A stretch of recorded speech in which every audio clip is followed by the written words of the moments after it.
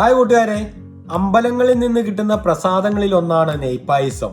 വാഴയിലയിൽ തെച്ചിക്കതിരും തുളസിയും എല്ലാം ഇട്ട് കിട്ടുന്ന ഒരു പായസം. അതിന്റെ റെസിപ്പി നോക്കിയാലോ നമുക്ക്? വായോ. 1 കപ്പ് മട്ട പൊടിയരിയാണ് ഞാനിവിടെ എടുത്തിരിക്കുന്നത്. അത് നന്നായി കഴുകിയെടുത്തതിന് ശേഷം അതിലേക്ക് 4 കപ്പ് വെള്ളം ഒഴിക്കുക. വെള്ളം ഒഴിച്ചിട്ട് പ്രഷർ കുക്ക് ചെയ്യുക. 2 വിസിലടിക്കുമ്പോഴത്തേക്കും സ്റ്റവ് ഓഫ് ചെയ്യുക. സ്റ്റവ് ഓഫ് ചെയ്തിട്ട് ഏകദേശം ഒരു 20 മിനിറ്റ് വെയിറ്റ് ചെയ്യുക.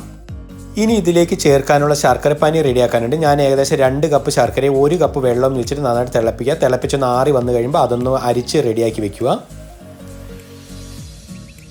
ഇപ്പോൾ ഇത് ഏകദേശം ഞാൻ 20 മിനിറ്റ് വെയിറ്റ് ചെയ്തതിന് ശേഷമുള്ളതാണ്. അരിയൊക്കെ നന്നായി അത്യാവശ്യം വെന്ത് കിട്ടിയിട്ടുണ്ട്. അപ്പോൾ ഇനി നമ്മൾ നേരത്തെ റെഡിയാക്കി വെച്ചിരുന്ന ശർക്കരപ്പാനി ഇതിലേക്ക് ഒഴിക്കുക.